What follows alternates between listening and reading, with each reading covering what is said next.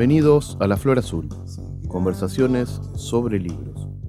Este es nuestro 14º encuentro. Hoy hablaremos con María Valle, la editora de Los Lápices, sobre su catálogo y en especial sobre la obra de Ada María Elflein y Juana Rouco Buena. Luego llegará nuestro columnista Pablo Solo Díaz para conversar sobre Arthur García Núñez, el humorista y escritor uruguayo más conocido como Wimpy.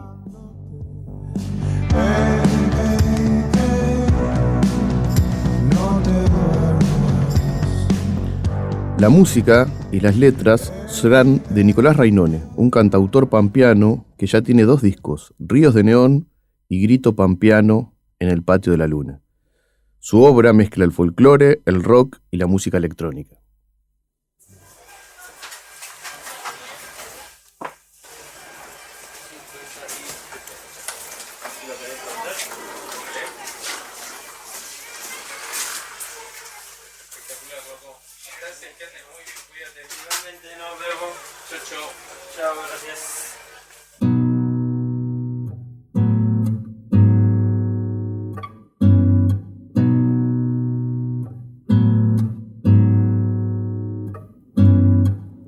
Hoy vi caer hojas al río muy lentamente y al girar las vi jugar en remolinos con otras hojas del lugar,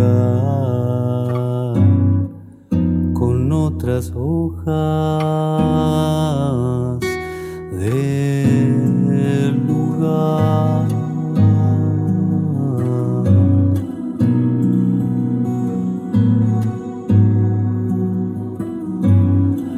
Volar y flotar en un espacio de humedad crepuscular y aterrizar sobre el reflejo de un cielo pampa natural, de un cielo pampa natural.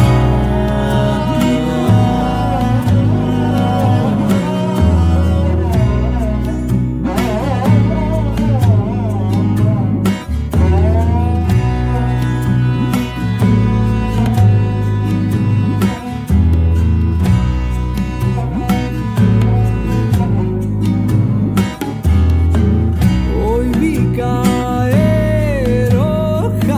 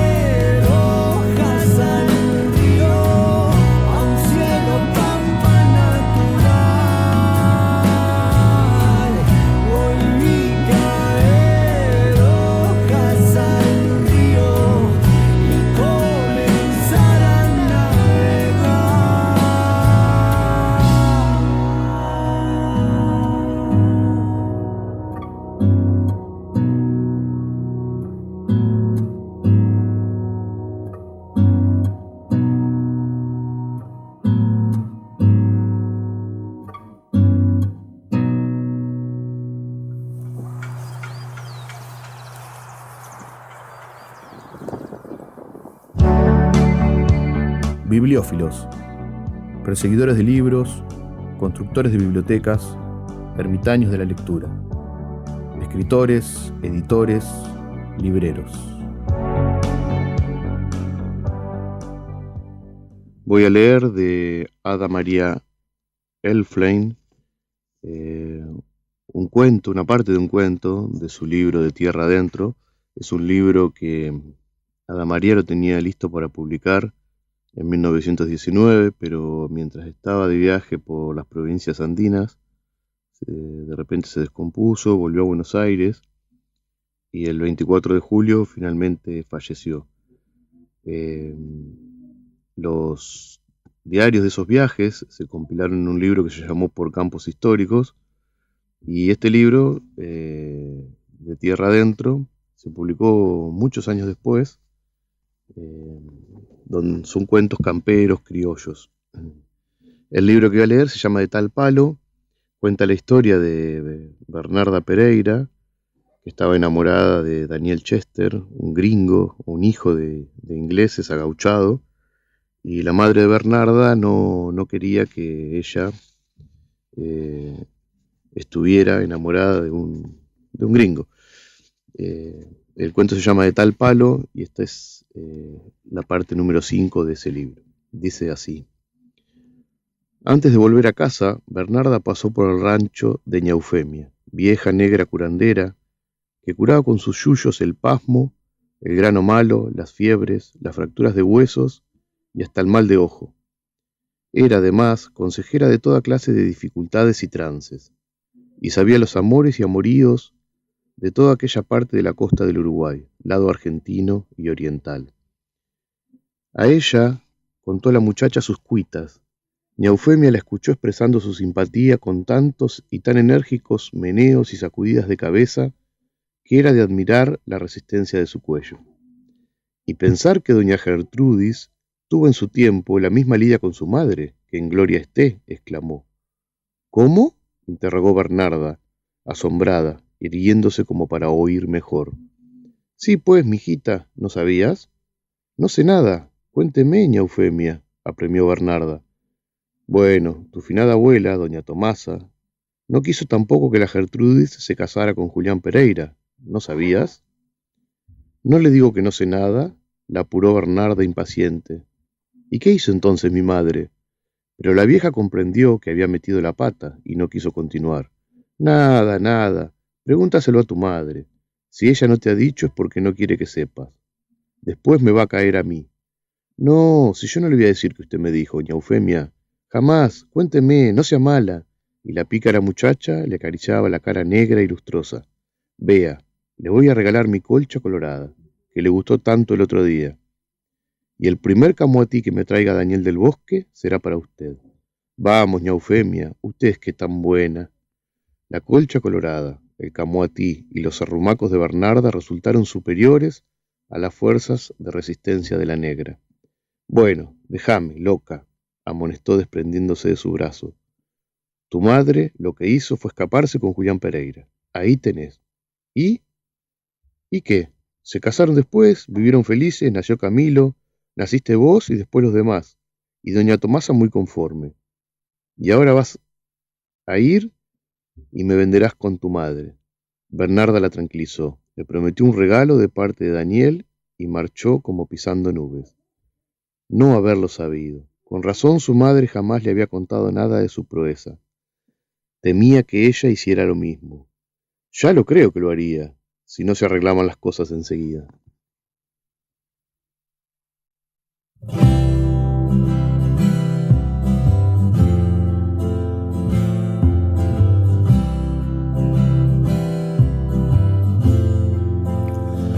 El monte fue ayer hermoso manantial lleno de luz, de voz, de pájaros cantar hoy regresé, y el bello monte ya no está, no sé por qué se fue, si era feliz acá, a lo mejor, tal vez lo que mis ojos ven no sea real, quizás que no es, espero que ese bello monte de Calén cuando regrese y esto sea un sueño que no es.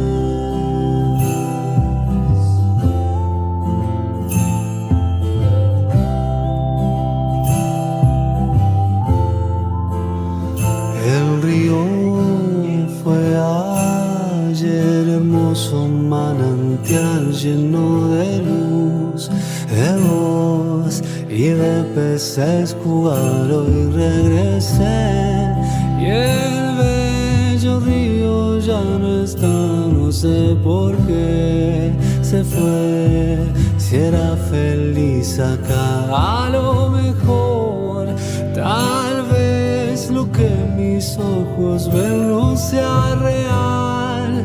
Quizás un sueño que no es, espero que ese bello Chadileum cuando regrese y esto sea un sueño que no es, un sueño que no es, un sueño que no es, un sueño que no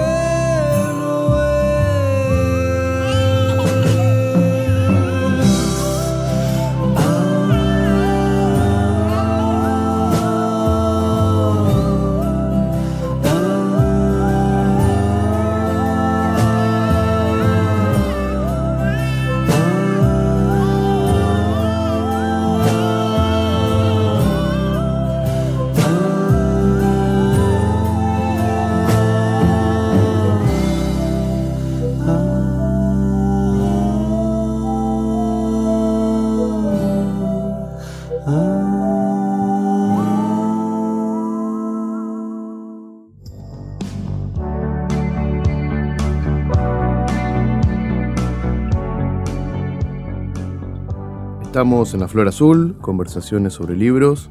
Vamos a hablar con María Valle. Ella es editora, profesora de filosofía, correctora. Trabaja en su editorial Los Lápices, donde publica preferentemente crónicas de viajes, biografías y autobiografías, pero también narrativa, cuentos y novelas. Muchos de sus libros son rescates, libros que han quedado en el olvido y que vuelven a nosotros en nuevas ediciones. Ya ha publicado más de una veintena de libros, tiene 4 colecciones, la más extensa sobre clásicos, otra que se titula la colección Nuevos, donde ahí está la ficción básicamente, y 2 donde publica breves, unos libros más chiquititos, y otra que se titula Únicos. Bueno, hola María, ¿cómo estás? Hola Pablo, ¿qué tal? Un gusto. Bueno, qué bueno que podamos conversar sobre tu proyecto editorial. Un proyecto que es muy atractivo porque tiene algunos libros rescatados, digamos, del acervo tradicional de Argentina, que, bueno, me parece que sos, al menos de las editoriales independientes, la primera que viene a hacer en su catálogo algo sistemático con eso. Bueno, muchas gracias en primer lugar y gracias por la invitación. Y mira, no lo había pensado de esa manera, no me había visto en comparación con otros. Pero sí, digamos, es cierto, son rescates. Yo prefiero decirles libros que no merecen el quedar fuera de la conversación que es la cultura, digamos, ¿no? Libros que a mi criterio tienen que seguir pudiéndose encontrar, aunque no sean libros que todo el mundo busque, digamos. Sí. Libros que si yo buscaría quisiera encontrar, digamos. Esa es la idea. Es un tema, porque en general son, o sea, cuando uno... Yo también soy bastante lector de este tipo de libros, porque, bueno, por interés será... Pero sucede algo extraño, que es que por ahí uno encuentra un libro que no hay una edición, digamos, que uno pueda leer, o es muy difícil encontrar una edición del libro que uno está buscando, pero también uno encuentra libros buenos de los cuales sí hay muchas ediciones viejas y el mercado por ahí está saturado, ¿no? Es como surfear entre esas sí, dos, es cierto. ¿no? Yo entiendo que, digamos, aquellos libros que el mercado está saturado, digamos, libros, los clásicos, ¿no?, que solemos llamar, es porque han tenido una cierta vigencia que se mantuvo en el tiempo. Entonces muchos emprendimientos editoriales los han reeditado continuamente. Te digo, qué sé yo, ponerle un ejemplo, no sé, los libros de Julio Verne, los viajes extraordinarios de Julio Verne, ¿no? Claro. Eso, La Vuelta al Mundo en 80 días, lo encontrás a montones. Pero hay otros que, mira, un amigo mío editor me decía que una vez, y no se sabe por qué algunos libros tienen suerte y otros no. ¿Viste? Probablemente hay algunos que son muy valiosos, pero no implica que tengan un interés para mucha gente, ¿no? Eso podría ser una respuesta, tal vez. En el caso de Julio Verne, en la colección Clásicos tenés uno que se llama En Primera Persona. Sí. También eso es una Sí. posibilidad de una obra muy conocida, como por ejemplo decís en este caso, encontrar un texto que no es tan conocido, ¿no? O que no tuvo tantas ediciones. Claro, en ese caso empezó como al revés, digamos. Generalmente yo primero encuentro la obra y después veo el autor como algo de en segundo término, ¿no? Pero en este caso yo, como la editorial se centra en el tema del viaje como uno de sus temas preferidos, yo me venía preguntando, ¿qué se podría publicar de Julio Verne que no sea muy conocido, que ya esté en todos lados, ¿no? Y entonces empecé a investigar un poquito más a fondo en la obra de él, y la cantidad de escritos que tiene es impresionante. Claro. Y hay muchos relatos, cuentos o relatos de no ficción que no son muy conocidos en la Argentina, o que no han sido traducidos al español, como estos 6 que yo incluí en ese libro, ¿no? Entonces, buscando, me quedé con esos 6 que justamente lo que tienen en común es que, si bien están escritos en primera persona, no necesariamente son biográficos, ¿no? Hay alguno biográfico, otro que es pura ficción, pero quise incluir las dos cosas que son importantes para el sello, que tiene que ver con el viaje, con lo biográfico y también con otros temas que en segundo lugar pueden ser de interés, ¿no? Ese es una pregunta que tenía pensada, cómo uno como editor trabaja para armar un libro con textos que ya están, digamos, clausurados, digamos, textos que uno está rescatando, son textos que no se pueden modificar, pero lo que sí puede modificarse es lo que estás diciendo, es una selección determinada, un orden determinado. Eso implica muchas veces tener que elegir, tener que decir, bueno, esto hoy se puede leer, esto resiste una lectura contemporánea, esto ya no. Es difícil manejar esos criterios. ¿Cómo te llevas con eso? Y esa es una de las partes más lindas, en realidad, del trabajo de edición, ¿no? Lo que tiene que ver con la selección y con elegir poniéndonos algún criterio o juzgando una obra que, bueno, sobre la que nos podemos equivocar o no. Eso pasó, por ejemplo, con el caso de otra autora, que es Ana María Elsen. Esta mujer tiene una parte de su obra, que es lo que elegimos publicar nosotros, que es las crónicas de viajes, pero tiene muchos cuentos, leyendas, relatos, que en su gran mayoría, a mi entender, están como bastante avejentados, digamos. Entonces ahí yo me corrí y dije, no, esto no quisiera publicarlo, o hacer una selección de eso Es difícil, te claro. mandaría una mayor experticia, digamos, Claro, que claro. la que yo podía Sí, destinarle. esos cuentos son como más de estilo criollo o camperos, digamos, y los viajes, ahora, bueno, después vamos a hablar bien específicamente Sí, de ella, si querés, pero y sí, los viajes sí. son como en un tono más neutro, por decirlo de alguna manera, ¿no? Como, Sí, entre los cuentos tiene de todo, tiene lo que vos decís de estilo campero, que en realidad esos son los más lindos que a mí, tiene, bueno, pero sí, después tiene algunos que son muy eh, pedagógicos, claro. digamos, con una intención así de moralizante, ¿no? Entonces, esos a veces se vuelven un Era poquito un poco el antiguos. espíritu de la época, digamos, también, eso Claro, a veces sí, cuesta sí, por supuesto, traspolarlo acá, pero claro. digamos, en su momento era mucha literatura era de ese tipo, digamos, estaban la idea de construcción de una nación y bueno, los valores que había que representar.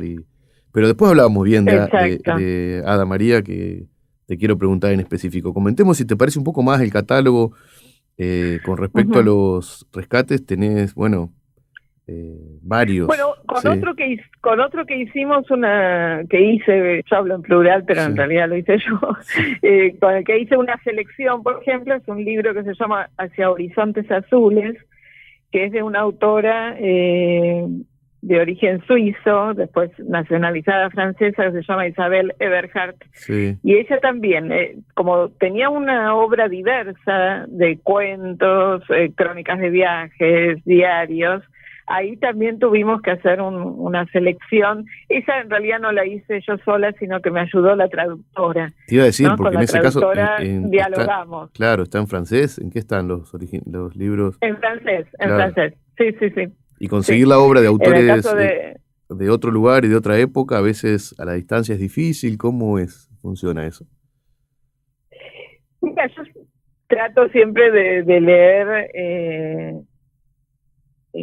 la obra en español como para tenerla previamente leída y elegir en función de eso, pero a veces en el caso de Eberhardt lo primero que me cautivó fue su vida, ¿no? Una vida muy muy especial, muy aventurera, una vida también que concluye muy temprano, a los 27 años muere, Mm, y en realidad me lo había recomendado el gran Christian Kupchik, que es ah, el que hizo el prólogo, y lo primero que él me contó fue la vida de esta mujer, que ahí ya me atrapó, ¿no? claro. Como viajera.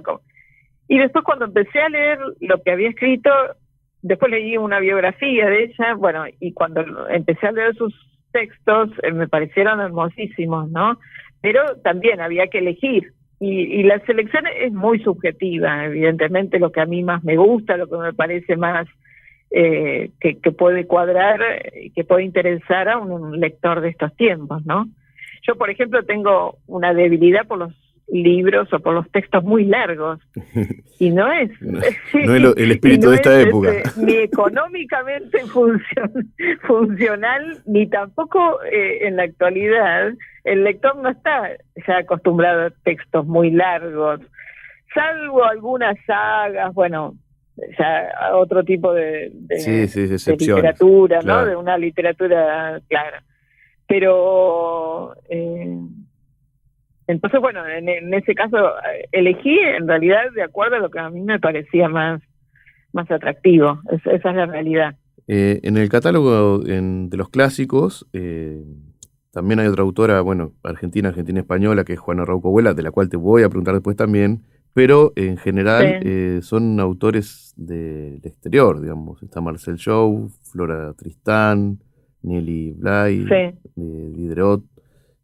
bueno, lo que hablamos de Verne, lo que nos contaste recién de Isabel Eberhardt. Contame un sí. poquito de los otros libros de Tristán, de qué tratan.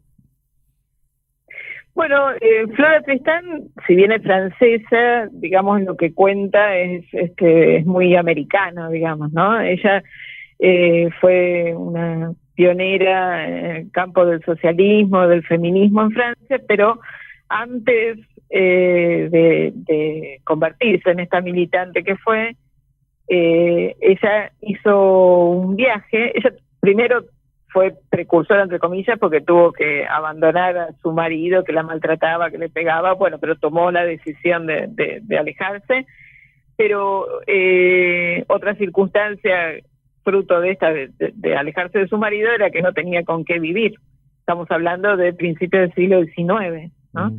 Y hace un viaje a Perú porque su padre era español peruano, ¿no? De la época del virreinato. Había nacido en Perú, el papá. Y ella viaja a reclamar su herencia. Entonces narra ese viaje desde que sale de Francia, pasa por África, por el Cabo de Hornos, por Chile, y llega a Perú y relata todo ese viaje y el encuentro que tiene con diversas realidades que le hacen tomar conciencia de las innumerables injusticias del mundo, digamos, desde la esclavitud hasta los problemas de Latinoamérica, ¿no? Especialmente de Chile y de Perú. Ella va a Arequipa y ahí está en medio de las revoluciones latinoamericanas, ¿no?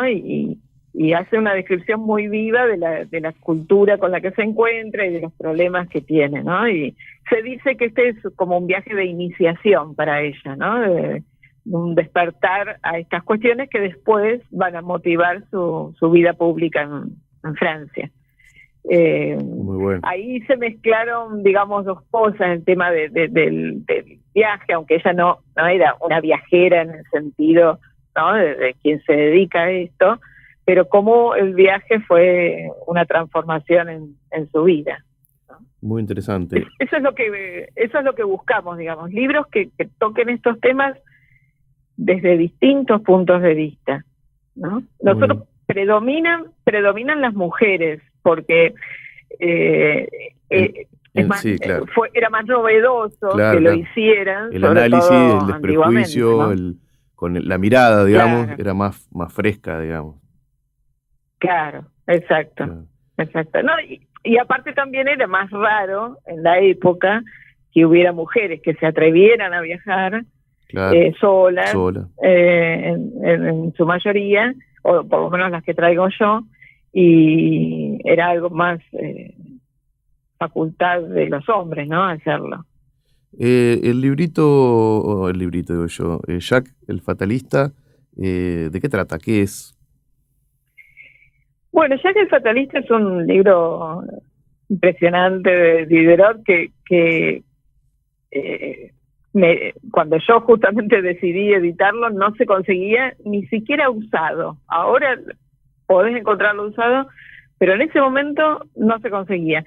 Es un libro uno de los más importantes de Diderot, y se lo suele llamar el Quijote francés, ¿no? Como una suerte de... También es un amo y su criado, que esto es siglo XVIII, que viajan de un lugar a otro, que no se sabe ni de dónde salen ni hacia dónde van, y en el camino se van encontrando con diversos personajes que les cuentan a su vez sus historias, y esto del Quijote tiene que lo tiene un poco invertido, porque el que pone la voz más sabia o más reflexiva es el criado, mientras que el amo es un poco tonto, digamos, ¿no?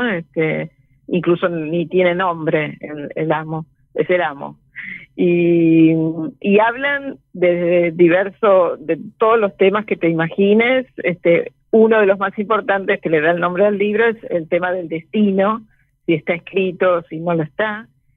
Y también es muy novedoso porque para la época, ¿no? Porque Diderot, o el narrador, vamos a decir mejor, en algún momento se dirige directamente al lector, ¿no? Como abriendo una tercera vía, claro, por detrás de la narración, ¿no?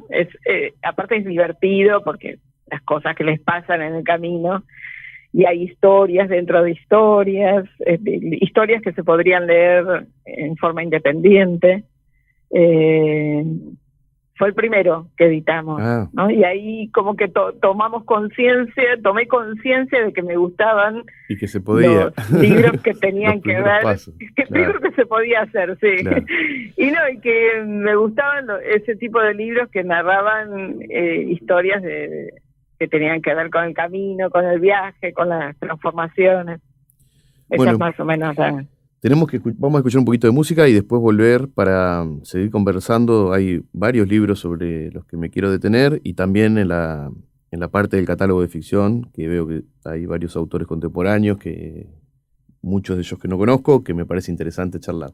Si te parece, escuchamos un poquito de música y volvemos. Perfecto.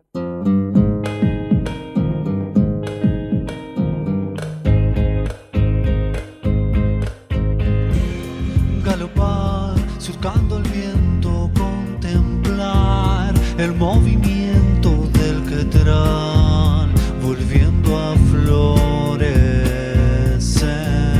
Otra vez, un bracerío, expansión, solar, abrigo para el nido que nos ve nacer y sentir dentro del cuerpo circular un río que en esta tierra fértil el viento nos activa y hay luz para donde mires, hay luz para donde vas.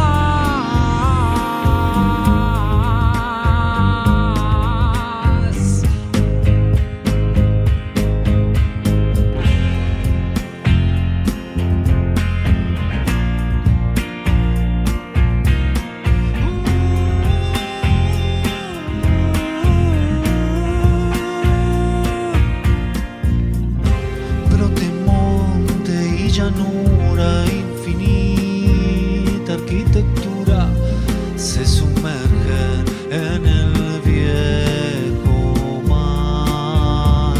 Cada paso que se avanza abre huella en la distancia a esos sueños que hacen caminar y sentir dentro del cuerpo circular un río que en esta tierra fértil el viento nos activa y hay luz para donde mires, hay luz para donde vas.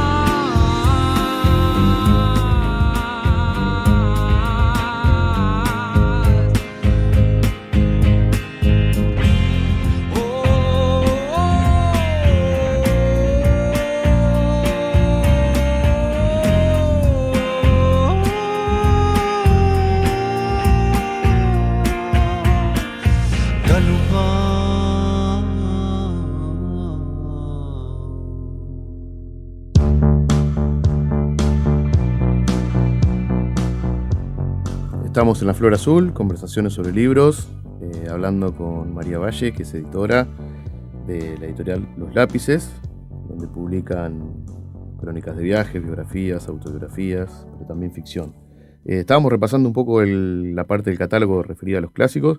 Nos quedó ahí, me parece que es interesante hablar sobre el interesante relato de la vida de Olaudá Equiano o Gustavus Vasa, el africano, escrito por él mismo. Me parece que es un libro que después estuve revisando el catálogo y pensé, este libro yo lo tendría que haber comprado, esas cosas que a uno le quedan. Yo lo tenía visto de esas, aparecen en páginas de internet referidas a historia, que uno a veces está revisando, y cuando lo tiene en la mano, a veces uno se arrepiente de no haber... ¿qué me puedes decir del libro? ¿De qué se trata? Bueno, es un libro, la verdad que es increíble, es muy es impresionante porque además del contenido, el libro es la autobiografía de Olaudá Equiano, que es el nombre real, digamos, el nombre africano del autor. Gustavus Vasa es el nombre que se le dio cuando se lo hizo esclavo. Y él escribe su vida sin ninguna ayuda blanco, que en ese momento, estamos hablando del siglo XIX, no era tan frecuente, el siglo XVIII, perdón, entre el XVIII y el XIX. Y en realidad es el primero que lo hace, ¿no? En general, los textos de las vidas de esclavos, si bien en un momento hubo muchos, en general eran o dictados de los esclavos o de los libertos a quienes los escribían por ellos. Pero lo maravilloso, además del contenido, que es hermoso todo lo que él cuenta, y de la vida apasionante que él tuvo, es que él lo hizo con el propósito de venderlo. Él hizo todo, digamos, escribió, lo hizo imprimir y lo vendía cuando iba por distintos lugares de Inglaterra haciendo reuniones en contra de la esclavitud, ¿no? A favor del abolicionismo. De hecho, se cuenta que lo que nos ha llegado de información es que hizo como 9 ediciones del libro, y en la portada puso hizo hacer un grabado de su rostro, de su perfil, y también lo puso. Digamos, es un libro completo en este sentido, ¿no? Era un editor, digamos, como un editor independiente de la actualidad. Y se volvió eso. En realidad, él cuando fue tomado, cuando fue tomado como esclavo, era ayudante, su vida de esclavo fue en barcos, ¿no? Era ayudante esclavo de capitanes de barco, en general, fue pasando de mano en mano. Y gracias a eso, en la vida del barco, aprendió muchísimo, porque anduvo por todo el mundo, pudo aprender a leer y escribir, y cuando logró comprar su libertad, se dedicó, a un sinnúmero de oficios, y se convirtió así, como una especie de editor. Hizo un solo libro, ¿no? Que fue pero sí, lo hizo todo él. Tiene la editorial Los Lápices una colección de libros breves, si te parece que hablemos de ellos antes de pasar a los de ficción, en la que has editado a Sarmiento, a Eduardo Wilde. ¿Se distinguen solo por ser más breves? ¿Tienen alguna característica distinta esa colección? No, digamos, temáticamente apuntan a lo mismo en general. Ahí puede haber textos de autores contemporáneos, de autores clásicos, de viajes.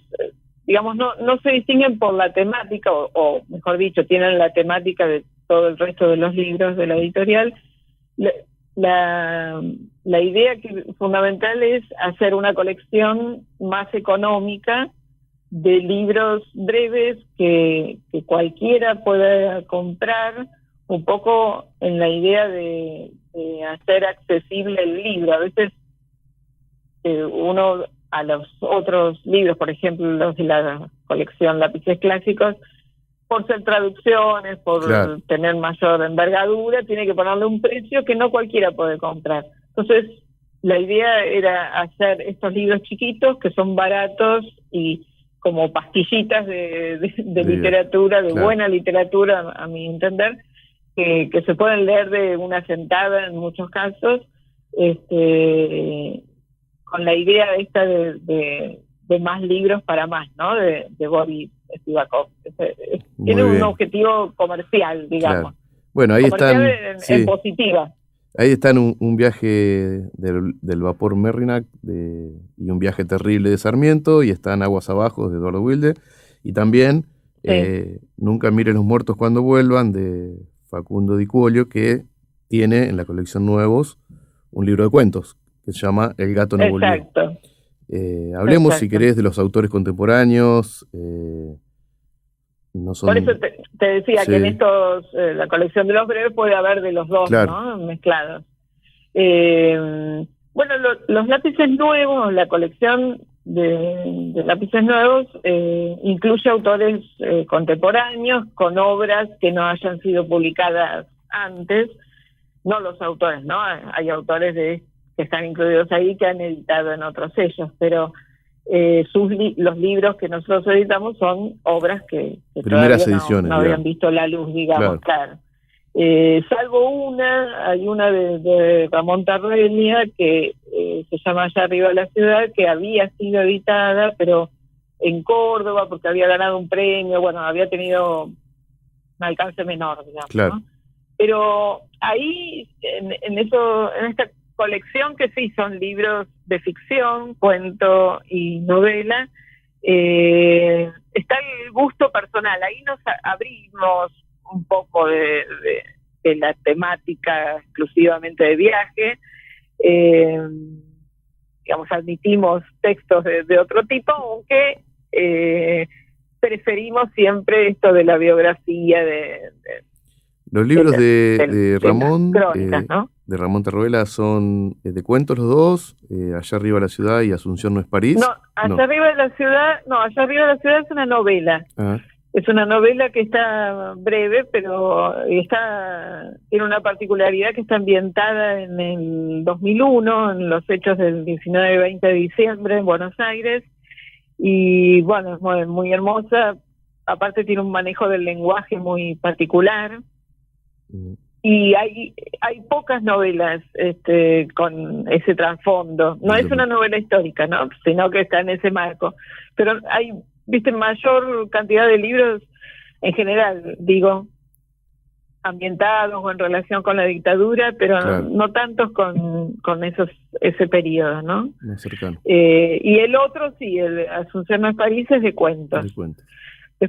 Después tenemos una autora que se llama Cintia Cordi, que es de Ushuaia, ella vive en Ushuaia, en realidad nace en General Roca, pero es de Ushuaia, y con ella también tenemos una novela que se llama Dos Palabras, y la otra que sacamos a principios de este año, en mayo en realidad, que se llama La pequeña historia de Eleanor. Dos novelas.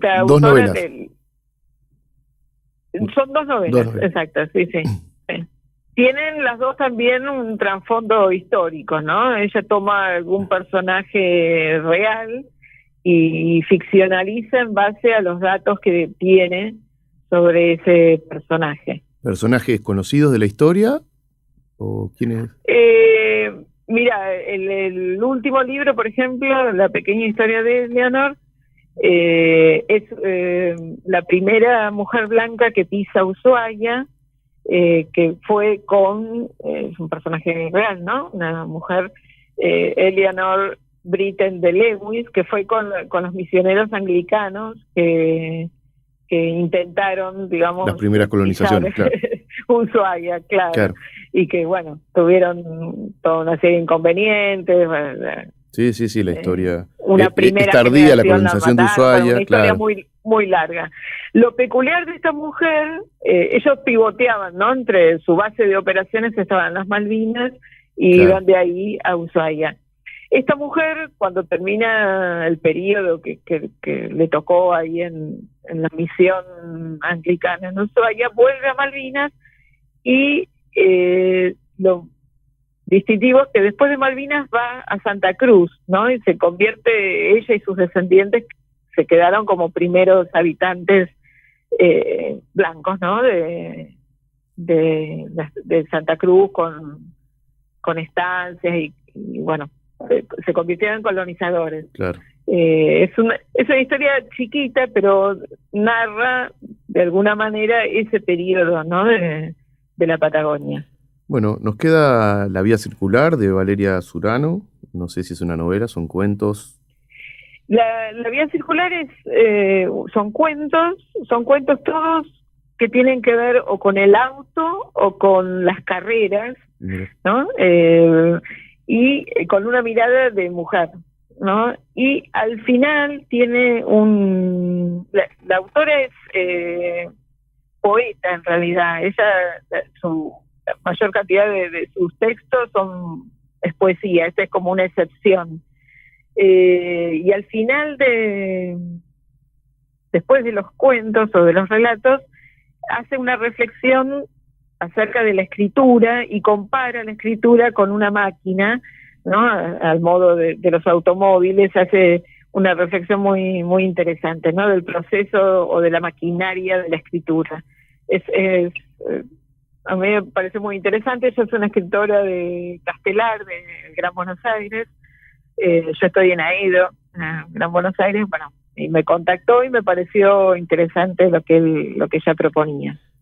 ¿Cómo trabajan los lápices en ese sentido? ¿Recibe material inédito? ¿Lees autores contemporáneos? Bueno, sí. Nosotros recibimos, no hace falta que pidamos, digamos, los autores envían. En general, lo que yo siempre pido a quienes preguntan o a quienes están interesados es que miren el catálogo y vean por dónde va lo que se va publicando. Si me mandan poesía, yo ya les digo que no, porque no publico poesía. Si me mandan, libros de terror, y no, como que no es lo nuestro. Sí, un poco. Entonces, eso es lo que yo siempre aconsejo, pero mientras con esa advertencia previa que hago, yo lo que me llega lo leo. A veces llegan, más que el texto, llega una presentación del autor y cuenta lo que está escribiendo, lo que ya escribió, y bueno, ahí yo ya le digo, mira, me parece que no, tenés que buscar otra cosa, o bueno.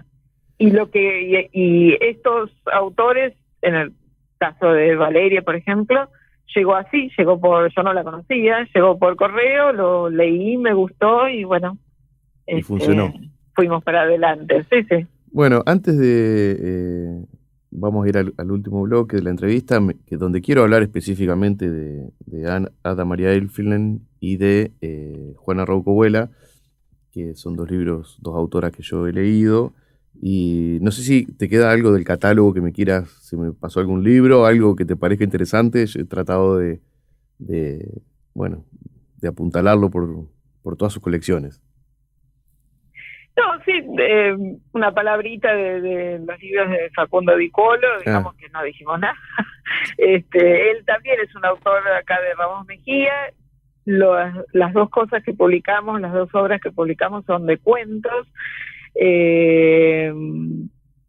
Y también, digamos, él toca, sí, de alguna manera lo siniestro, lo intrigante, pero tiene los cuentos de él tienen un diálogo con algunos pensadores o con otros autores de la literatura que lo vuelven interesante, ¿no? Así que bueno, también privilegiamos eso, ¿no? Que sean autores en lo posible de Gran Buenos Aires, que es nuestra zona, o del interior. Ramón Tarruela es de La Plata, y bueno, Cintia Cordi, como te decías, de Ushuaia. Bueno, está muy bien, hay muy buena literatura fuera del otro lado de la General Paz. Claro, exactamente. Sí. Bueno, vamos a ir a una pausa que tenemos que hacer y a escuchar una canción, y volvemos para hablar otro ratito con María Valle sobre su editorial Los Lápices.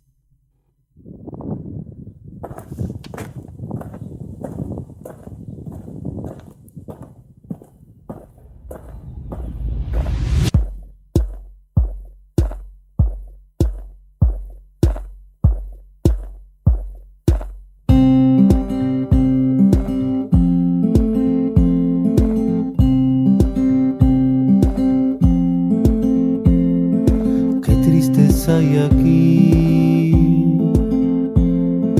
no crece ni una flor, la seca en movimiento del oro, lo verde del jardín, lo verde de la flor, lo verde que hace un tiempo fue color. Tristeza sobre tanta belleza, tristeza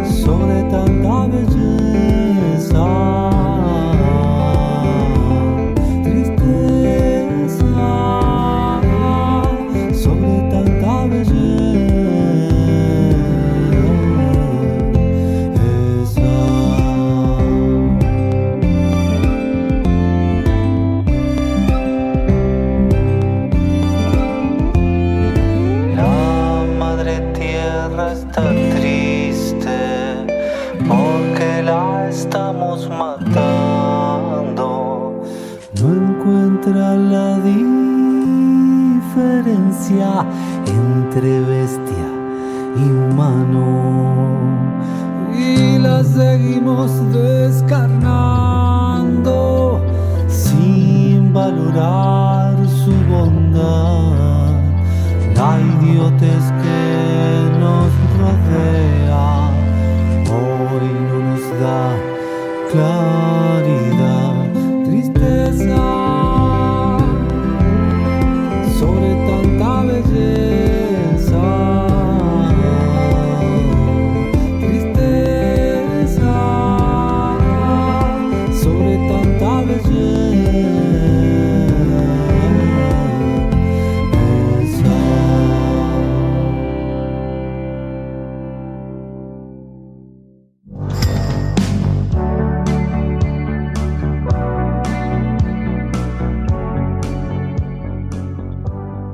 Estamos en La Flor Azul, conversaciones sobre libros, hablando con María Valle. Dejé para el final dos autoras que me parecen que su editorial Los Lápices ha hecho ediciones nuevas, que me parece que son muy, muy rescatables, de las que hay que hablar, bastante olvidadas. Una es Ada María Eyflen y la otra es Juana Rouco Huela. De Ada María Eyflen, Los Lápices editó Viaje a Chile y a Uruguay, y por otro lado, Impresiones de viaje. Quiero comentar brevemente quién era Ada María. Ella era argentina, pero hija de padres alemanes. Nació en Buenos Aires en 1880. Y su madre, que había estudiado en Colonia y en Bruselas, fue su primera maestra. Y Ada María tuvo una educación para su época muy sobresaliente, porque además de hablar el alemán y el castellano, también hablaba perfectamente el francés y el inglés. Y bueno, desde muy temprano se destacó como muy buena escritora, al punto de que termina trabajando en la prensa, en el diario La Prensa, con una carta de presentación del general Mitre, y escribiendo habitualmente allí, como decíamos hoy, no solo sobre sus viajes, también literatura. Bueno, tengo entendido que María, que ustedes hicieron un trabajo también en el archivo, buscando sus textos. ¿Cómo fue ese trabajo para armar estos libros? Claro, cuando nos decidimos a publicar las crónicas de viajes, encontramos algunas que habían sido publicadas en 1926 por una asociación llamada Asociación Ada María Eyflen, que se ve que tenía la intención de publicar toda su obra, pero no sabemos por qué quedaron en el tomo 1. Por campos históricos. Se llama por campos históricos. Sí, exactamente. Yo lo tengo porque... Y ahí hay algunos viajes. Claro, ese libro ha circulado en las bibliotecas, creo yo, ¿no? Porque seguro la asociación tenía, no sé, yo tengo una edición que se ve que estuvo en una biblioteca en un momento. Claro, muy probablemente lo hayan hecho con el objetivo de difundir, ¿no? Claro, la obra. No creo que haya tenido intenciones comerciales. Claro. Se anuncia como tomo 1, pero bueno, no ha habido tomo 2 ni 3. Claro. Y acá, y en ese libro encontramos algunos de los viajes, pero cuando investigamos un poco más, había otros viajes, que uno en particular que no había sido publicado nunca en libro, que es el viaje a Córdoba y San Luis, en realidad en la zona de Tras la Sierra, que va ella, y ese nunca había salido en libro. Entonces fuimos a donde están los ejemplares del diario La Prensa, que es en la biblioteca Torkins del Banco Central, ahí en pleno microcentro, y bueno, fotografiamos las crónicas que salían semanalmente, ¿no? Aproximadamente entre abril y octubre eran que salían las columnas de ella en el diario. Sus columnas eran o los cuentos o las leyendas, las tradiciones que escribía, o las crónicas del viaje que hubiera hecho entre enero y abril de ese año, ¿no? Claro. Así que ese lo rescatamos de ahí. Y hay otro viaje que es el de la Patagonia, que Ada María lo publicó, hizo una edición de autora que se llamó Paisajes Cordilleranos, que además de haber salido en el diario, ella lo publicó como un libro aparte, que es muy difícil encontrarlo. Sí, porque aparte Yo tuve en mis manos un ejemplar. es el viaje que hizo el año anterior a fallecer, que fue en 1919, ¿no? No, el de la Patagonia fue en 1916. Ah, un poquito antes. El que hizo antes de fallecer fue el de Córdoba y San Luis, en el 1918. En 18, Fue claro. a Córdoba y San Luis, claro. Bueno, sus viajes son en esos años, digamos. De la Patagonia fue antes. A Mendoza en el 13, bueno, a Tucumán también, a Uruguay en el 15. Sí, fue entre 1913 y 1919, que es cuando ella muere. Incluso estaba de viaje cuando se descompone. Cuando empezó a sentirse peor, que estaba en San Juan, porque su compañera era de allá, de San Juan, pero de ese viaje no alcanzamos a tener crónicas, ¿no? O sea que falleció con menos de 40 años y, bueno, era una autora olvidada, digamos, prácticamente olvidada, ¿no? ¿Cómo ha repercutido el libro? ¿Qué devoluciones has tenido? Totalmente, porque en su momento, entre los años 40, 50, estaba todavía, digamos, considerada, pero después con el tiempo, pero no sus crónicas, ¿no?, sino sus cuentos, pero quedó eclipsada porque, no sé, nuestra hipótesis es que quedó eclipsada por autoras sobresalientes, como por ejemplo Alfonsina Storni, que fue contemporáneo, un poco posterior a ella, y también por esta modo de encarar, ¿no?, la escritura, por el estilo, que te repito, se muestra más en los cuentos que en las crónicas, ¿no? Las crónicas son leíbles, si cabe el término, en la actualidad, ¿no? Como que permanecen actuales. Resisten una lectura contemporánea más fácil, más sencilla, digamos.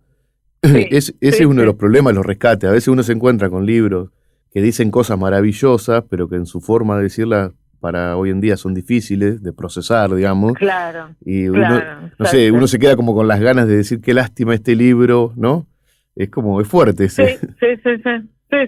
Sí, tal cual. Sí, que uno desearía publicar, pero como también en la edición hay que mirar cierto aspecto comercial, bueno, a veces nos desanimamos por eso, ¿no? Por la longitud o por cómo está escrito, más allá de que el contenido sea maravilloso o lo que presenta sea maravilloso. En el caso de Ada nos pareció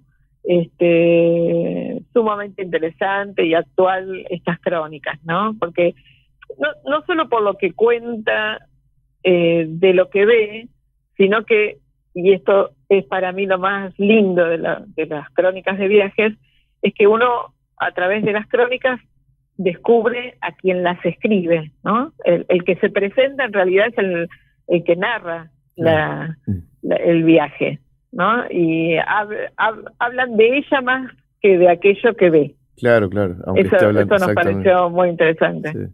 Bueno, es el caso de Juana Rouco Vuela, que es un libro, Historia de un ideal vivido por una mujer, también una autoedición, de es biográfico, es una autobiografía. Juana fue fue de todo, pero tal cual. Lo que más creo yo fue una militante, ¿no? Al fin de cuentas, también viajera, también escritora, también madre, no soltera, pero sí que crió a sus hijas sola, artista, no sé, la verdad que es un libro maravilloso por muchos aspectos. Sí, ella de alguna manera su objetivo, y lo dice claramente al comenzar, ¿no? Que su objetivo más que contar su vida, de hecho dice, voy a contar lo menos posible de mi vida, ¿no?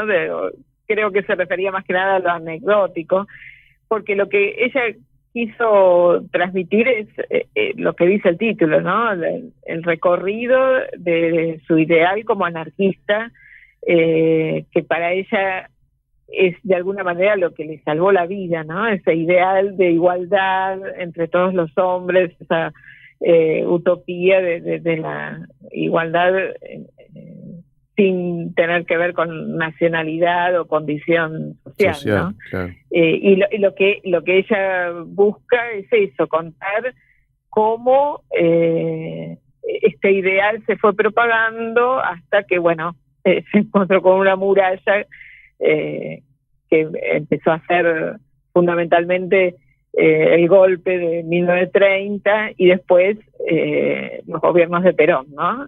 Que para ella fue la clausura de ese periodo de esplendor del anarquismo. Sí, empieza muy, muy joven a militar, con 15 años, 14 años, en la huelga de las escobas.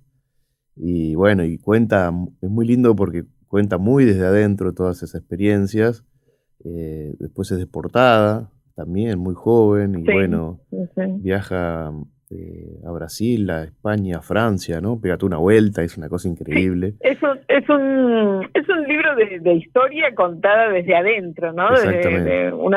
De historia argentina desde sus protagonistas. Y después hay cosas que realmente son desconcertantes de esta mujer.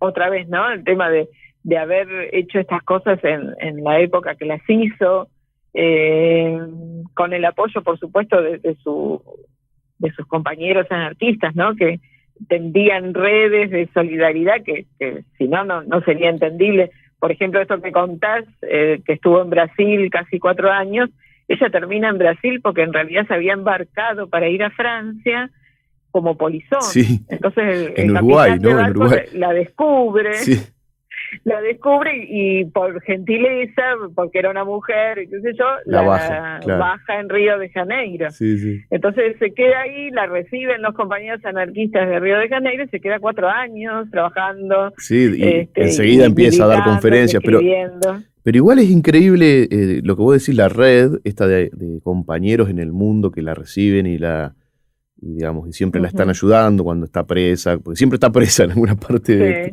siempre está presa. Sí. Sí. Pero es muy también muy llamativo. Por ejemplo, cuando está en Brasil, empieza una fábrica de camisas o trabaja, bueno, o sea, siempre trabajando también. Sí. Entonces es muy... Sí.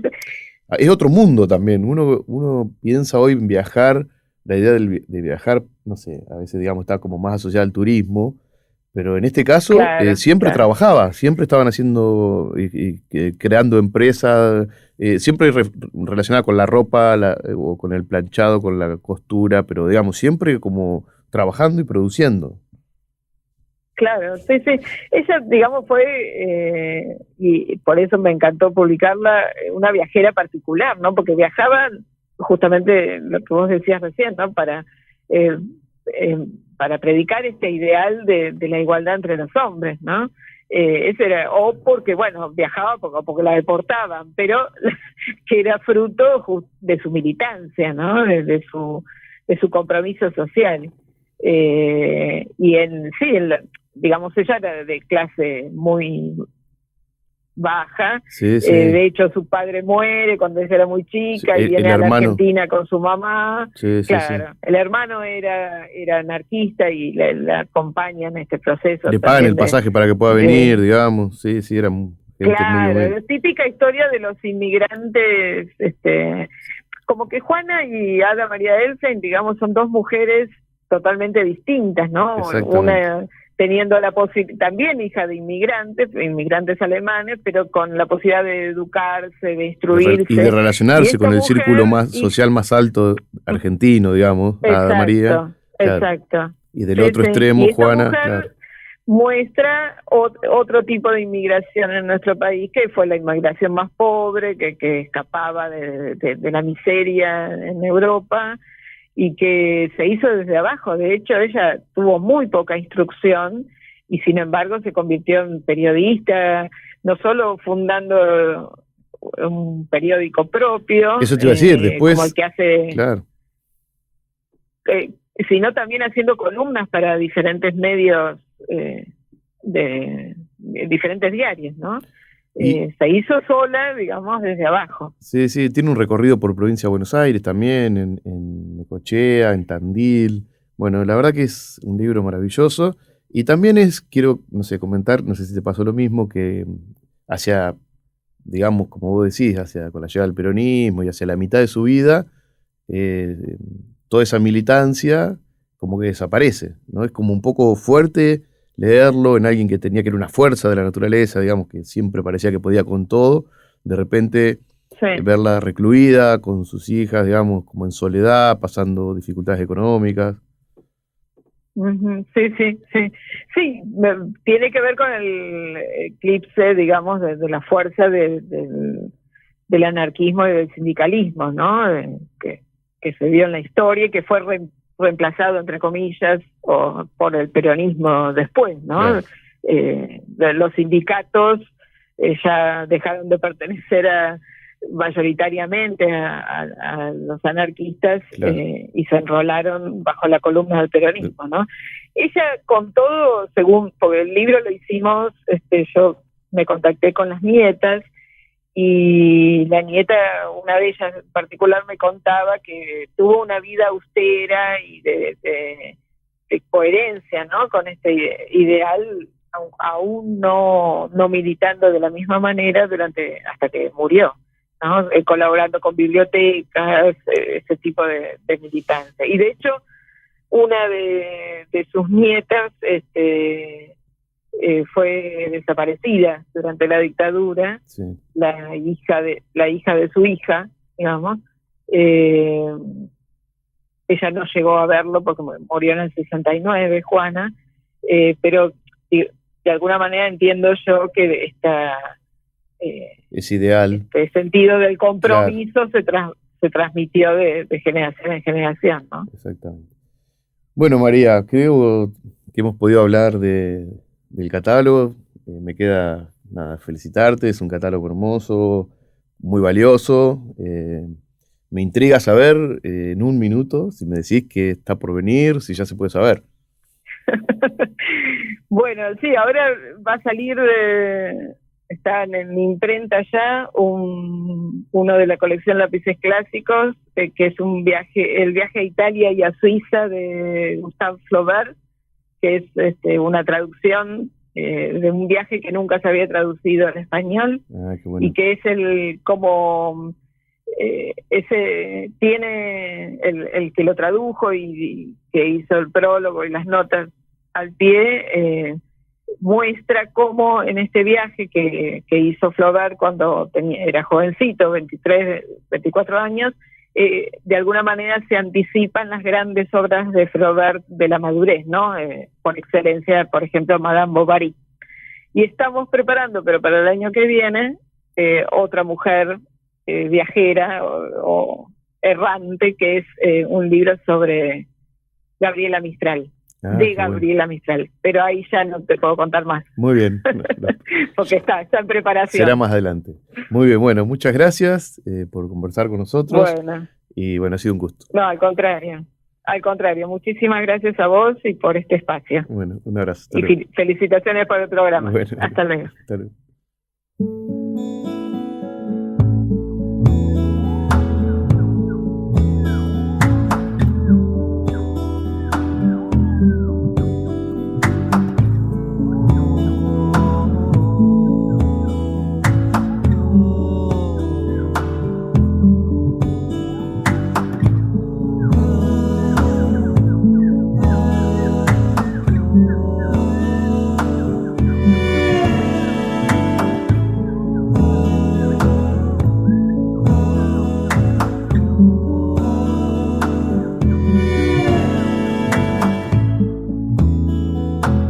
Viento fresco del sur que traes pureza como el Lincoln en afluencia como el Lincoln en afluencia el cantar de un gorrión. Oh,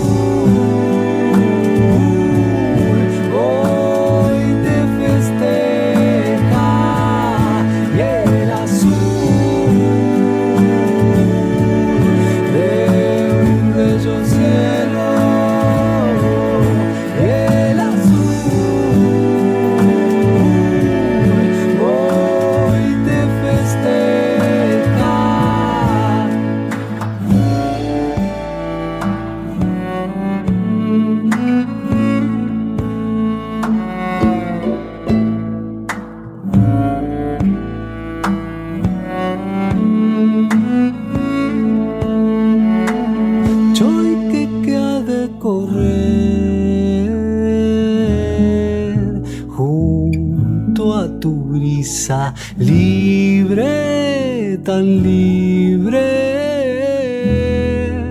no tiene prisa, libre, tan libre, no tiene prisa, es linda reflexión lo que tú expresas después del llanto. La paz regresa después del llanto. La paz regresa y el azul de un bello cielo. Y el azul hoy te festeja. Y el azul de un bello cielo. Y el azul hoy te festeja.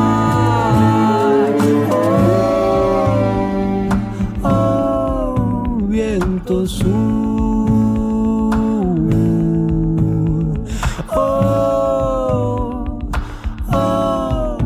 viento sur.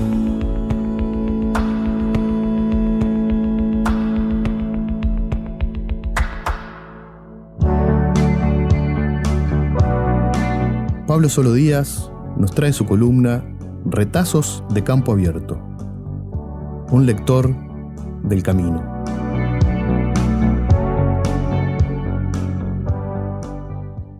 Antes de saludar a Pablo, vamos a escuchar un audio que grabó para nosotros de Wimpy, que se llama El Mal Querido. El malquerido.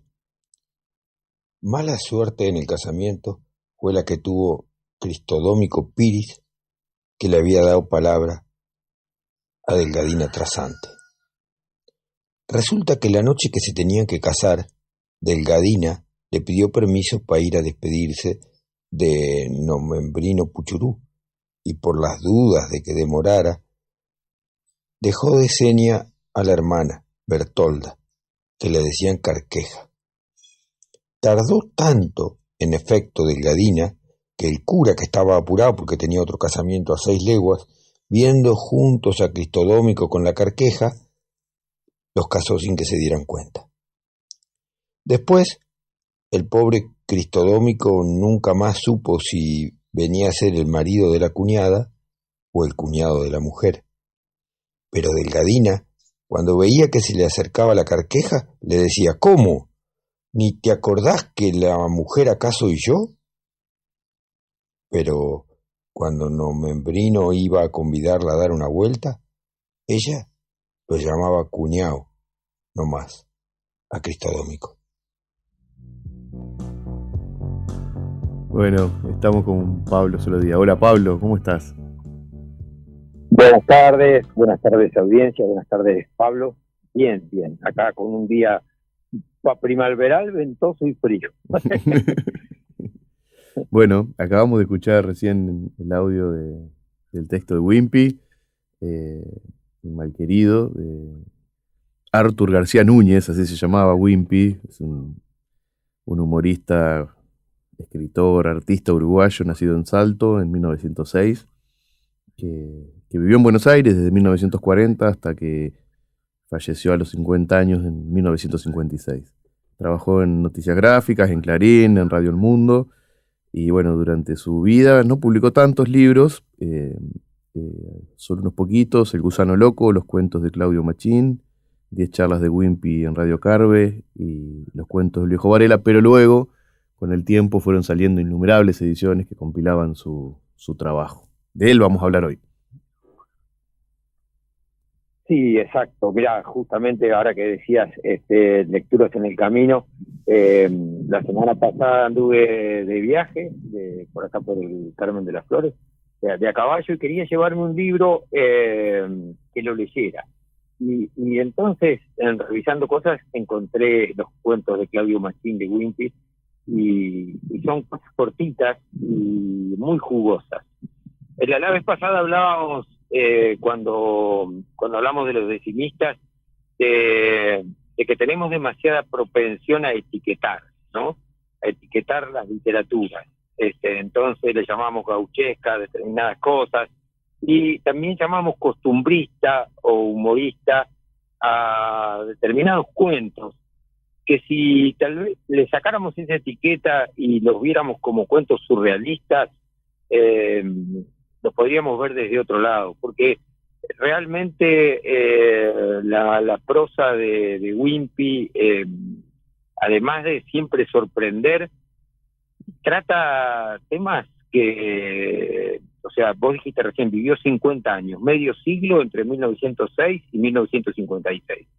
Permanentemente hay mujeres en sus relatos, y mujeres que se salen del molde.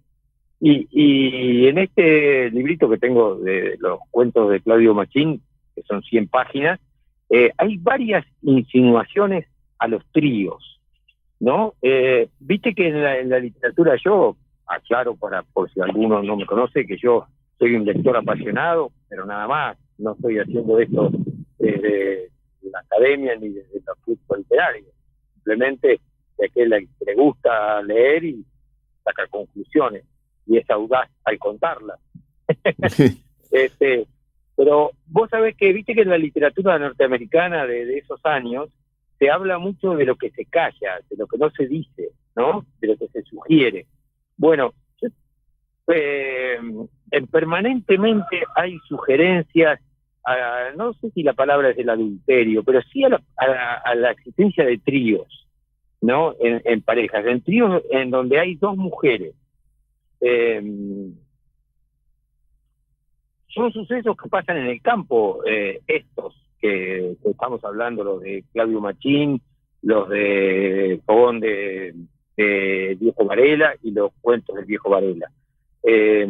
Y bueno, hay muchos cuentistas del Río de la Plata, muchos cuentistas de la banda oriental, que, bueno, el más conocido es Quiroga, obviamente, pero Mario Arregui también. Y recién miraba de Mario Arregui, él también se enojaba con las etiquetas y decía que hacía literatura seca, ¿no? No sé cómo lo ves vos, pero a mí me parece que si le sacamos la etiqueta de humorístico o de costumbrista, lo podemos ver desde otro lado al relato de Wimpy. Sí, es un estigma que muchos escritores han sufrido.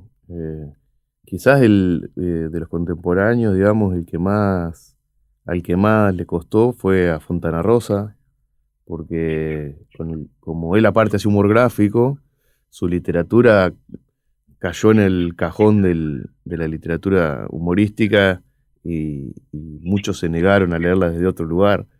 Pero bueno, como vos decís, no solamente pasa con Wimpy, pasa con el humor. En general hay como un menosprecio, ¿no? Pasa en el cine también a veces. Las mejores películas siempre son dramas, nunca son comedias. Y en realidad el humor es un arma muchas veces letal. Sí, el humor deconstruye. Acá cerquita donde estoy yo hay una gallineta, no sé si escuchan ustedes el grito ese, pero digo porque no es un efecto sonoro. Estoy abajo un mandarino, donde hay buena señal, en el campo acá, y hay una gallineta de hacer ruido. Sí, bueno, no solamente el humor, sino el hecho de que la literatura sea popular, sea vendida. El tema de Fontana Rosa escribiendo sus páginas, por ejemplo, Fontana Rosa lo podemos ver perfectamente como una síntesis de toda la gauchesca, ¿no? El Inodoro Pereira, o la parodia de los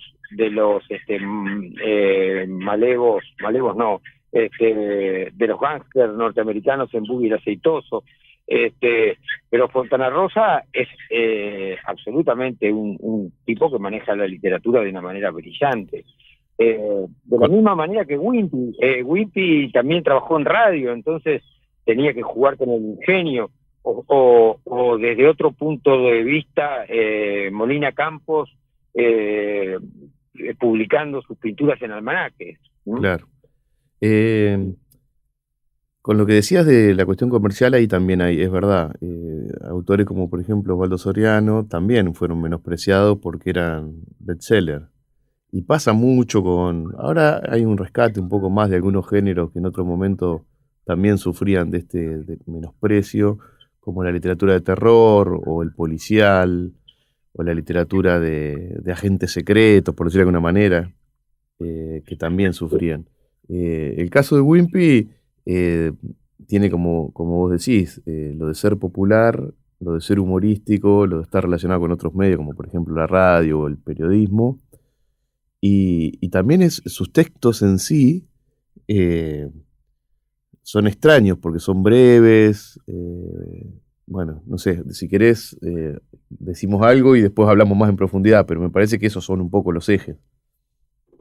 Claro, mirá, quien grabó hubo un músico de la provincia de Buenos Aires, extraordinario, falleció hace poco y creo que su obra va a ir creciendo cada vez más, porque es admirado por músicos, y que es Omar Moreno Palacios, el cantor de Chascomús, ¿no? Gran guitarrista, gran letrista también y gran intérprete de lo suyo. Bueno, él grabó entre sus discos, porque él vivió a mediados de los 50, o a finales de los 50, vivió en el Uruguay, en Montevideo, y grabó muchos cuentos de Wimpy. Pero entre los cuentos que grabó, y hablando de esto que yo digo de lo que se calla a veces y de la insistencia con ese trío de dos mujeres o dos hombres con una mujer, como muy sugerida. Por ejemplo, hay un cuento de un hombre que le empieza a mostrar el rancho a uno que llega a una visita, ¿no? Y entonces le empieza a mostrar las cosas, dice, bueno, esa es la mesa, ese es el banco, dice, la que está sentada en el banco es mi señora, y el que la está acariciando soy yo, le dice, ¿no? Claro.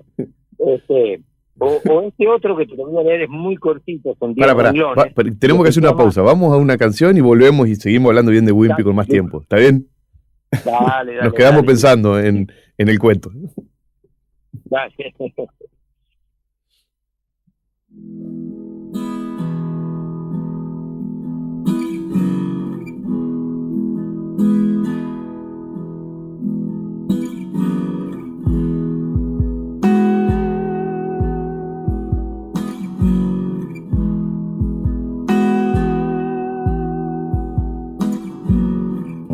Al aire milonga vaya, es una ala de calandria que la ternura de junio nos abrocha sobre el alma, y otra vez es con milonga la amistad de las guitarras, los puesteros se abrazan ante la ausencia del agua. Celeste suenan las cuerdas, la noche huele a pichana, Montesinos anda el rastro que galopa la yeguada. Celeste suenan las cuerdas, la noche huele a pichana, Montesinos anda el rastro que galopa la yeguada.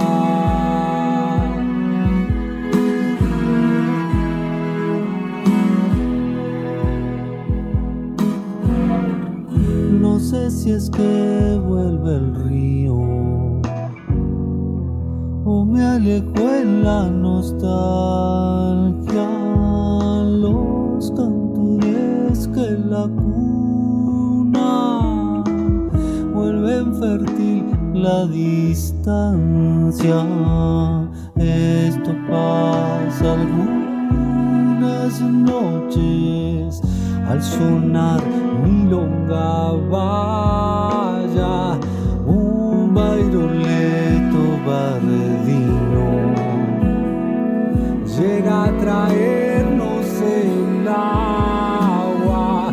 Celeste suenan las cuerdas, la noche huele a pichana, Montesinos anda el rastro que galopa la yeguada.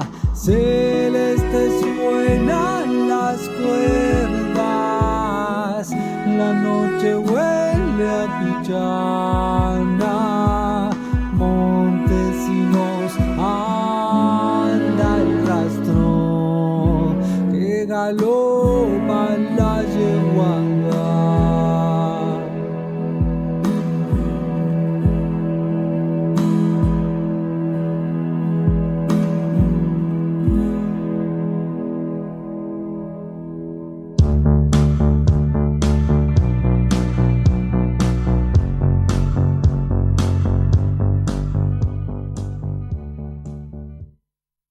El ahorrón de la COPE, el ahorrón de la COPE. Con el ahorrón de la COPE, ganamos todos. Agua saborizada Levite, varios sabores, 2 litros y un cuarto, 459 pesos cada una. Precio exclusivo para asociados. Te esperamos en tu sucursal de Boulevard Silvio Gesell y Paseo 113 bis. Cooperativa Obrera, en defensa de los consumidores. Producto con exceso en azúcares y calorías. Contiene edulcorantes no recomendables en niños. La Fiaca. Todo para tu habitación. Colchones, somiers y ropa de blanco. La Fiaca te ofrece los mejores precios y buena atención. También entregamos tu pedido sin cargo en Pinamar, Gesell y Madariaga. La Fiaca está en ruta 11, kilómetro 397-200, entre las rotondas de Ostende y Valeria del Mar. 02254 491877. lafiacablanc.com.ar. Chiquitín, desde 1988 en Villa Gesell. Pescados y mariscos, parrilla leña, pastas caseras, comidas para llevar. Chiquitín, para disfrutar una buena mesa en familia y con amigos. Chiquitín, Avenida 3 y Paso 138, 470619 y 479990. ¿Sabés que todo lo que necesitas lo podés encontrar en sanpietroweb.com? O en alguna de nuestras 24 sucursales que tenemos para estar cada vez más cerca tuyo y para hacer realidad los sueños de tu familia. San Pietro, nos une la familia. Sermat, showroom de materiales para la construcción en la Rotonda de Valeria del Mar. Sermat, asesoramiento profesional, descarga en obra, amplia variedad de productos y los mejores precios. ¿Tenés un proyecto? Construílo con Sermat. Comunicate al 02254 40 22 90 o visitanos en sermat.com.ar. Sermat, showroom de materiales para la construcción en Ruta 11 y la Rotonda de Valeria del Mar.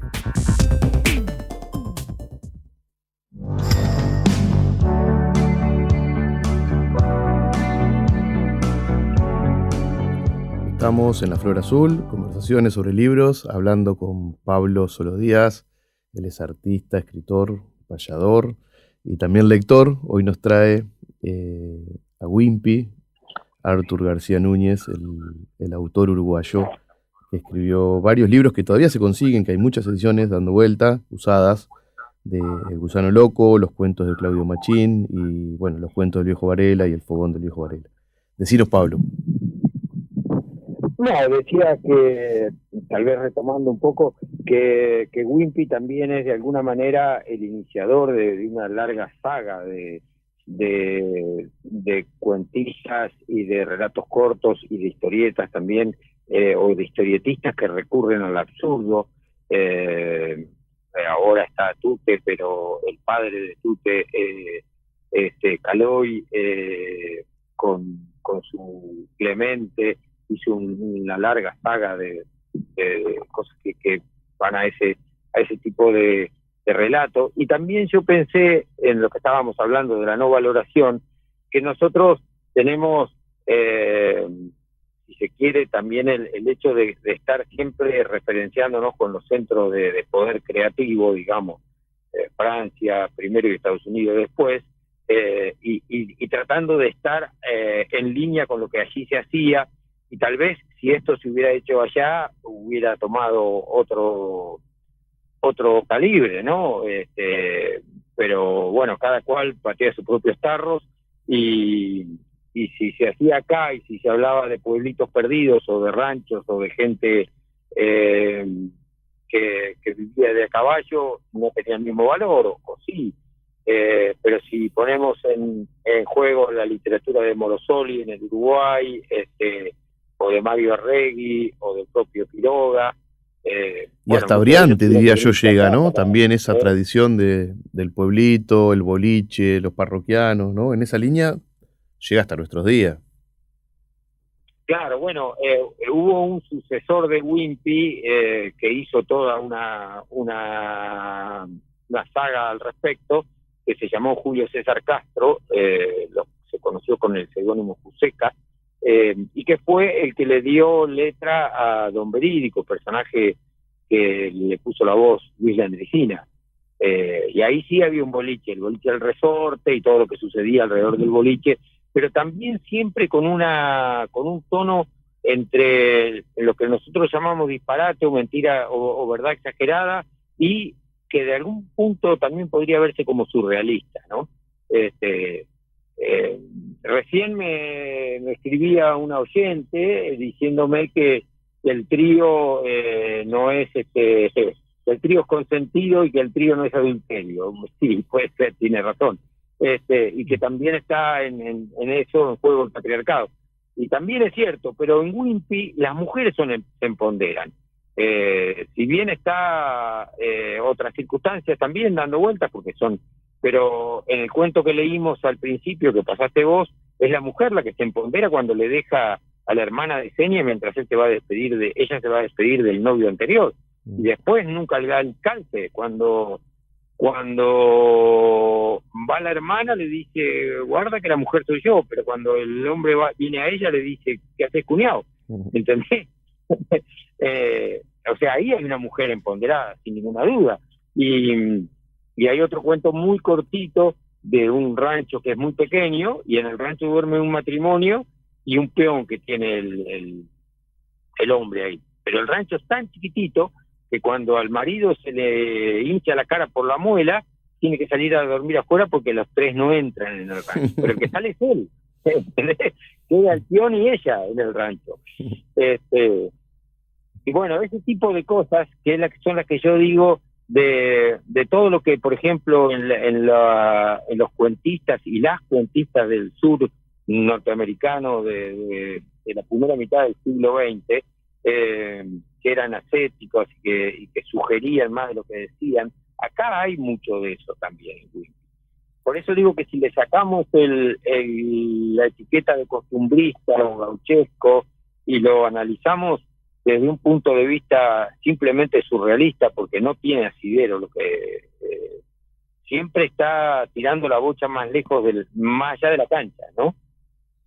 Tiene también un cruce que me parece que también podríamos, no sé, mencionar con lo dijiste vos recién, de Juseca y Landricina, y de la oralidad, de la literatura, que algunos también han inventado algunos términos nuevos como oralitura, digamos, la literatura cuyo soporte no es la letra escrita, que en este caso la tradición de los humoristas argentinos se extiende también hasta, qué sé yo, los últimos habrán sido los contadores de chistes, digamos, después de Landricina, pero que hay ahí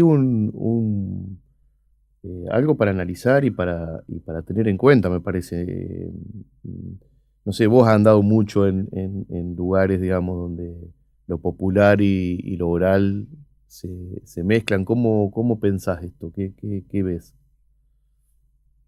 Mira, yo pienso, por ejemplo, que si uno pudiera volver atrás la maquinita del tiempo, ya lo dije la vez pasada cuando hablábamos de Violeta Parra, yo le hubiera dado el premio Nobel a María Elena Walsh, por ejemplo. ¿No? La obra de María Elena Walsh está muy ligada a la oralidad, aunque también escribió mucho, y bueno, y sus canciones están escritas, y es muy amplia, aunque conozcamos más que nada la canción infantil. Pero incluso en la canción infantil es muy profunda María Elena.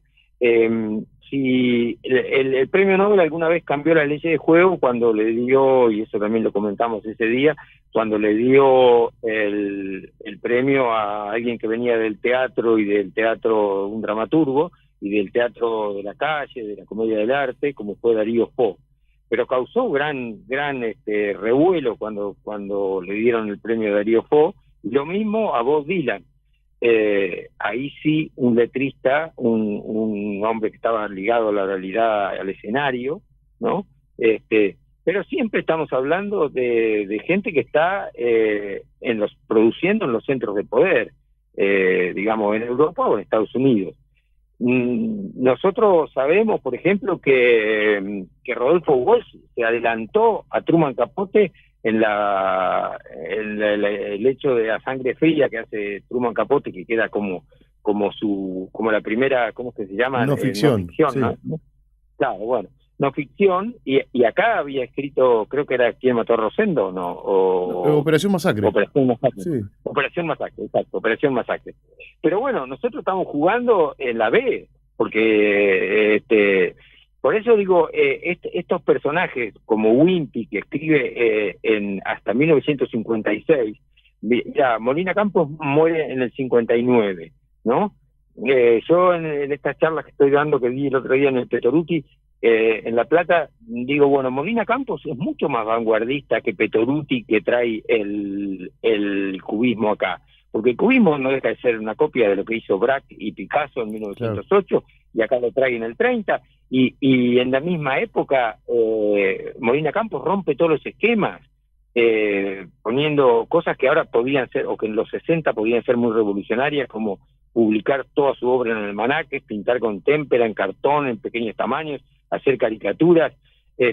Otros, como los expresionistas alemanes, habían hecho caricaturas en 1915 y terminaron siendo súper vanguardistas, revolucionarios, instalados en la historia del arte. Y acá era un costumbrista, un gauchesco con una dosis de peyorativo, porque hay una dosis de... Claro. Porque, sí. O sea, yo creo que la gauchesca, y eso sí lo dice Borges en un momento, la gauchesca es nuestra, o sea, es una de las cosas que inventamos nosotros, totalmente distinta. Ahora, Borges dice en un momento, sí, la gauchesca la escriben en realidad gente de ciudad. No, eso es la gente que la publica, porque la gauchesca es hija de la realidad. Y cuando un tipo como Wimpy tiene acceso a la radio, pone en la radio lo oral y lo que se contaba, por ejemplo, en los circos criollos, otro ligue con el Uruguay, ¿no? Sí, el inicio del circo criollo, que son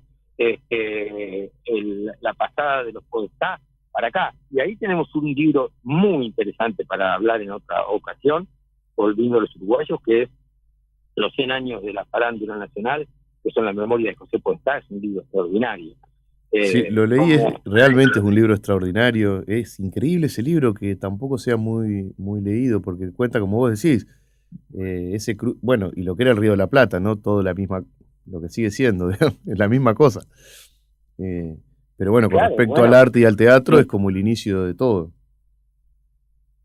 Y bueno, y ahí, por eso digo, el eslabón que sigue al del circo criollo es la radio que llega, y el radioteatro, ¿no? Claro. Y Wimpy está ligado a eso, pero tiene digamos, el relato de Wimpy es muy complejo. Si uno lo analiza ahora, yo no tengo elementos, pero de las cosas que habla son cosas muy complejas de las relaciones humanas, ¿no? Sí, es muy perspicaz en eso, y que se trasluce también en el humor, no en el humor del autor, sino en el humor de los personajes que en lo que uno a veces ha escuchado nombrar como la picardía criolla, que en realidad es una forma de ver la vida, una forma de entender las relaciones, de pensar cómo lo que vos estás diciendo, cómo son las cosas por acá, digamos, ¿no? Claro, y ese es otro tema. Muestran mujeres fuertes, mujeres que marcan la cancha. Eso es lo que yo quería. Tal vez hay que leer mucho y encontrarles la vuelta, pero tanto sea en la obra de Molina Campos como en la obra de Wimpy, hay mujeres fuertes, mujeres que dicen acá estoy, ¿no? Y me llama la atención eso, que podría reivindicarse, podría reverse.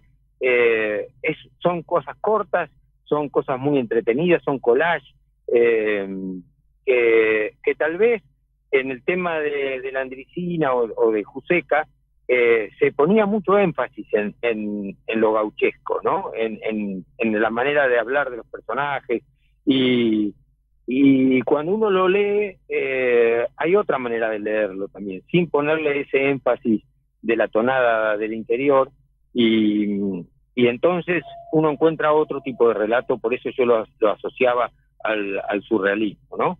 Porque, no sé, me pienso en el surrealismo de un pintor francés como Magritte. Magritte cambia el tamaño de las cosas y las pone una al lado de la otra, o pone aquello de esto no es una pipa. Bueno, también en los cuentos de Wimpy uno podría decir, estos no son gauchos, estos son gente. Son gente que se interrelaciona con el medio, con los animales, con la pobreza, con el hambre, con la carencia, con el amor, con la falta de amor, con el desapego, con el trabajo, con la relación patronal, con la miseria también, porque hay muchos patrones miserables. Ayer estaba conversando con un vecino mío que es domador, que hace 40 años que nos conocemos, y me decía muy literalmente, él me decía, mirá, a los ricos putianos que se van a reír, pero no les pidas plata, porque plata no. ¿Entendés? Muy Wimpy. No trabajo más, dice. No trabajo más en el campo, me dice. No trabajo más, estoy acá, dice. Es un hombre que tiene más o menos mi edad, 60 y moneda, y me dice, estábamos haciendo unos churrascos ahí, me estaba contando que seguía domando porque le gusta, es su vocación, trabajó mucho en el campo toda la vida, y haciéndome anécdotas de cuando era niño y cuando salían a juntar maíz y todo, me dice, yo he llegado a esa conclusión, dice, a los ricos puteados, pero no les pidas plata. Si los puteados se ríen, dice, no les pasa nada. Y ¿sabés qué me acordaba? Me acordaba de Pinti, de Enrique Pinti, que llenaba las salas para decirles a todo el público que estaba ahí que eran unos imbéciles, ¿no? Y la gente le aplaudía. Me acordaba de eso. Bueno, Wimpy tiene bastante de eso, de ese humor impiadoso, como vos decís, bueno, muy, digamos, si hay una cosa que recomendar que se lea, que lo lean otra vez, que van a encontrar muchas cosas de nuestra forma de ser, de nuestra forma de expresarnos. También es muy agradable eso, encontrar un autor que hable de que entienda cómo somos nosotros y que nos lleve a pensar en algunas, porque sus relaciones, algunas cosas en aspectos nos ayuda a pensar en aspectos de nuestras vidas, ¿no? Claro, exactamente. Y una literatura, yo estaba ayer escuchando algo, me pasaste vos, de la charla de Enrique Brescia en la Biblioteca Nacional, ¿no? Y ahí leían un prólogo de otro historietista que hablaba de decir, ¿por qué no buceamos en la subjetividad nuestra, en toda la historia que tenemos, en todo lo que ha pasado por acá? En eso los que se ayudaron muy bien, dos cosas hubo que cautivó a la generación de mis hijos, ¿no? La autora de Harry Potter, que buceó en las tradiciones inglesas de la magia y del Merlín y de todo eso, y les metió una novela extraordinaria, entretenida, maravillosa, buceando en lo que había allá. Y la otra es lo que hicieron los japoneses con el Castillo Vagabundo, la Princesa Mononoke, no me acuerdo cómo se llama este hombre, un artista Miyazaki. Increíble, Miyazaki. Claro. Bueno, yo digo, nosotros también tenemos toda una historia. Lo que pasa es que hay una separación cultural entre lo rural, entre el conocimiento de lo rural y más ahora que se está masacrando y despoblando todo y enterrando puestos, molinos, corrales. O sea, el modelo el modelo sojero o hacienda directa o como se llame, está quemando las naves para que no podamos volver atrás. Y entonces es muy grave lo que está pasando, ¿no? Porque junto con eso se va un montón de historia, de cadena de conocimientos, bueno, yo a veces suelo decir que recomiendo un libro de un motero. Ahora nos vamos a otra cosa.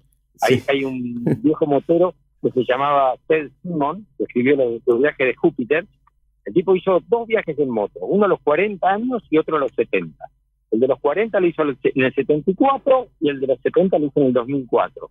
Y él dice, en estos 30 años hubo un genocidio cultural en el mundo, dice. La globalización mató la vida rural de todo el planeta. De todo el planeta. El tipo recorrió Asia, África, América Latina, Rusia, y dice, desapareció. La misma silla de plástico está en el Congo belga, y en Honduras y en Mongolia. Sí, son tiempos, bueno, que van cambiando. Ya hablaremos también de la ruralidad un poco más, pero bueno, por ahora rescatar estos tipos de autores que hablan de estas cosas, que lo ponen en tema y que nos hacen pensar. Exacto, recién mientras hablábamos pasó un tren por acá. Yo vivo a la orilla del viejo ferrocarril Roca, del antiguo ferrocarril del sur, el que viene desde San Miguel del Monte y va para Azul. Así que, bueno, no sé cómo estamos con el tiempo, pero ya estamos, sí. Yo por ahí me disparo, pero perdón, no, sí. Me entusiasmo y no sujeto. Gracias, Pablo. Bueno, hablamos de Wimpy hoy. Nos vemos en próximos programas con tu columna. Bueno, muchísimas gracias a ustedes por darme este espacio. Un abrazo y nos estamos viendo. Nos despedimos entonces de La Flor Azul.